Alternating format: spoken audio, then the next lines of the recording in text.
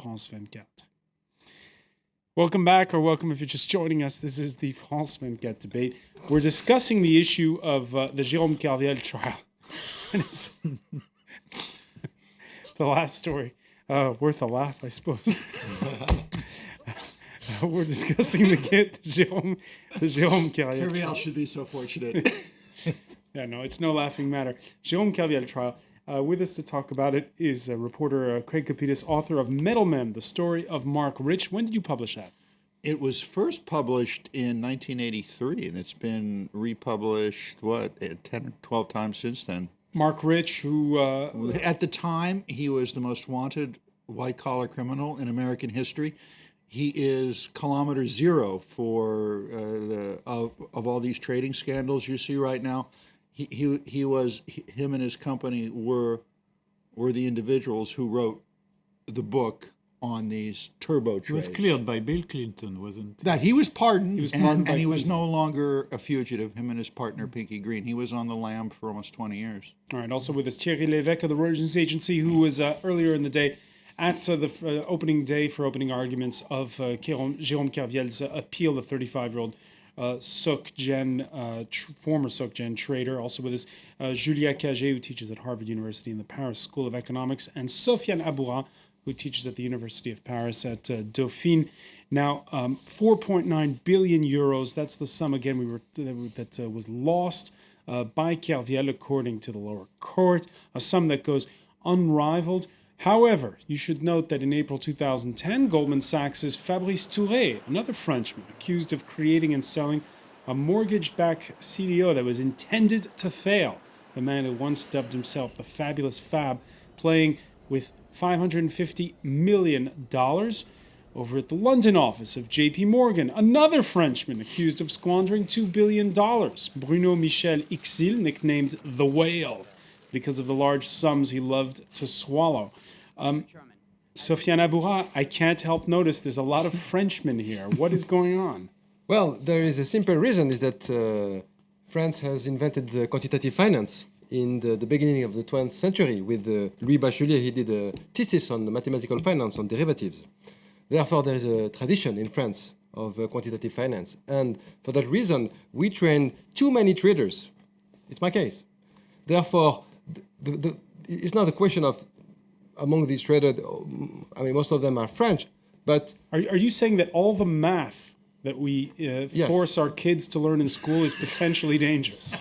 The fact is that others are not able to understand this math.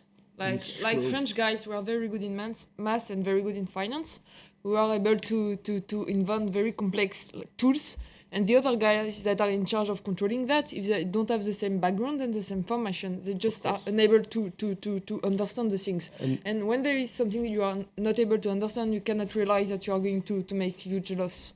It's true, totally true. Overall, the incentives are not the same if you're a risk controller or if you're a trader, okay? The wage is not the same. And the other point is that we say there is no precise statistic, but 1/3 of the traders and quants in the world are French. 1/3. So this is an overrepresentation, given that finance is very well trained in France. I think so.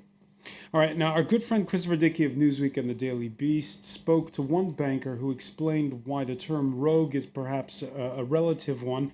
He said, given the extent to which teams are involved in the work, refining and improving the products, the idea that a rogue trader can make billion-dollar bets all on his own is, to say the least, improbable. One notes that other heads besides Ixils are rolling already at JP Morgan Chase, and they're not French. So that's some measure of consolation, Thierry. Well, I must say I'm quite surprised of the proportion of a third, because France is presented as a country quite reluctant to financial capitalism, and at the same time produces lots of... But going back to the case of Jérôme Kerviel, is not perhaps illustrates this taste of the French for the trading profession, because he's not. Why is that? Is that because it's a nation that used to be Catholic, that still has Catholic roots to a certain degree? The idea of money perhaps isn't. I think it's just the greed that grows in the society, because I think it's one of the it's probably his only engine, this man, because he was not degreed in the best school of all the other traders. So you had this competition between him and the others. He had a sort of a complex. So probably can explain part of his behavior to prove that he was able to make to be as good as them. So yes, I think his case illustrates this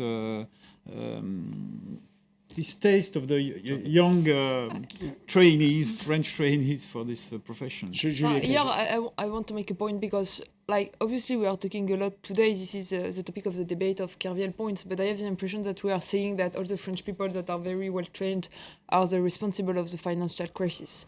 But if you look at what happened in the fact, the financial crisis, it has been, it appears in the US due to some new American tools, even with some French traders. But the point was, who changed the legislation? Like, you know, in 1933, there was a very good law in the US called the Glass-Steagall Act. And then you didn't have the right to do at the same time, like commercial banking and investment banking. It was a good safety instrument because typically you were not able to play with very huge amounts. And even if you were playing as an investment bank with these amounts, you were not going to create a huge crisis for the entire population because your own money, like as a citizen, were not like played by this bank. Who changed this legislation? At the end of the day, it's Bill Clinton in 1999, and it is in the US. And this is one of the big explanations of the financial crisis. So obviously, right now we have It's not a like problem very of man, it's a problem of system and deregulation. yes, it's a problem. It's a problem of politicians and the choice they make. It's a problem of ideology and the idea that today we think that the market has to be more important and that we have to be able to make more money and deregulate Yes, but it. if you deregulate, you encourage people like Kerviel to Yeah, join but this you profession. know, this is like Kerviel is just a small consequence, and he's a guy that is going to play with the system. But at the end of the day, it is not the important piece. The important piece is the It's just a deregulation symptom of the That's system. precisely- symptom of what. Kerviel is a symptom of this of the disease that that capitalism has gotten sick. Yeah, absolutely. Capitalism has gotten Absolutely sick. agree. And Craig Capitas, on that point, the politicians, as far back as when the subprime crisis hit in 2007, have been promising to make banking boring again. Hasn't quite happened, though. No, and it won't, because the moment, put aside the hundreds of millions that these banks spend on lobbyists going in to make sure the laws are in the way they want to see them. There's another group that goes in with the lobbyists, which are more important, and these are the lawyers. And these lawyers are very well paid to, at the start of the game, figure out ways to game the game, to figure out what the loopholes could be once these new laws are enacted and how they're going.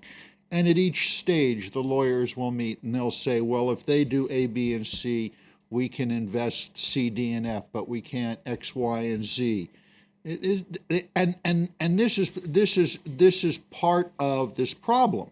All right, that you were mentioning in part one, the boss of J.P. Morgan Chase, Jamie Dimon, and he last month issued a very public apology to customers and shareholders. And in light of what you just said, listen to the way he said it.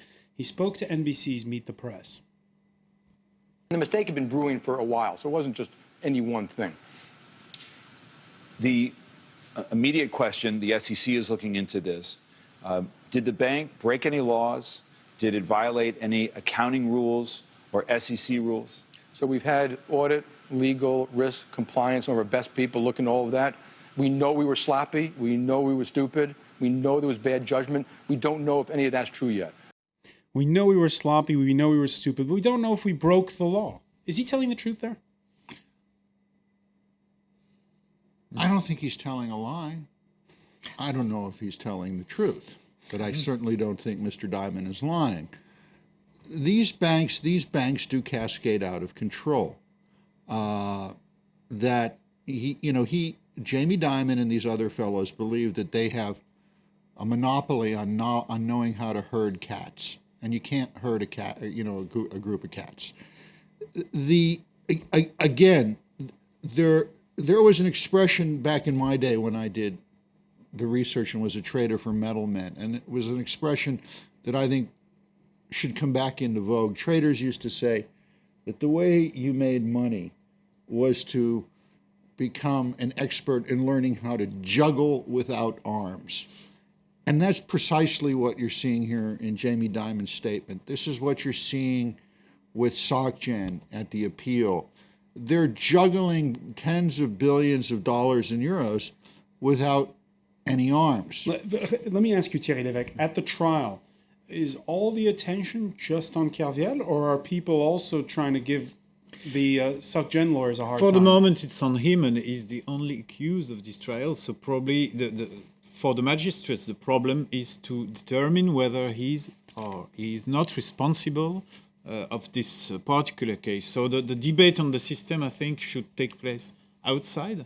And I think it has begun because the new president has put forward a proposal of separating, like it existed in before, the activities of market and traditional banking activities. So I think even if it's a difficult reform and it's already criticized, I think we have gone back in the political field to a will of putting this system under control. As before, we had the will of deregulating everything and as wider as possible.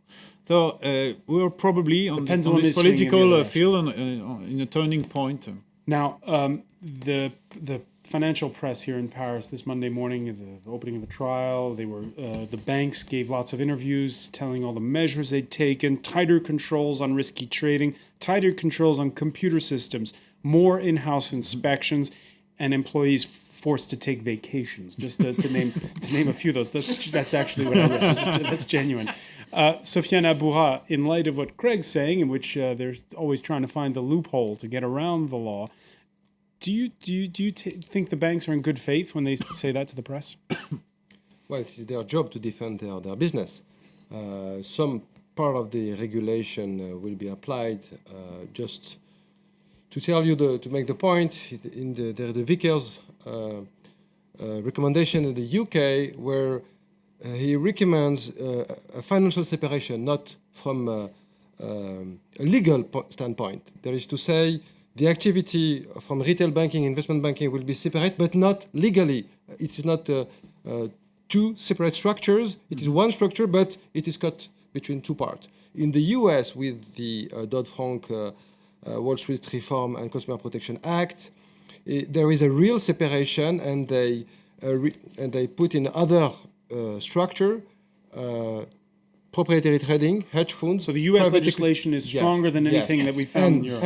And overall, you're totally right. But overall, it will be implemented in July 2012, while in the UK it will be postponed from 2015 until 2019. Therefore, it will never be applied. And the UK, which is, of course, home to Europe's financial center. Absolutely. It goes beyond weeding out rogue traders. Banking regulations have been tightened worldwide with the so-called Basel III agreement that forces lenders to keep 7% of their assets now in the vault, from 2%. It's not yet in effect, by the way.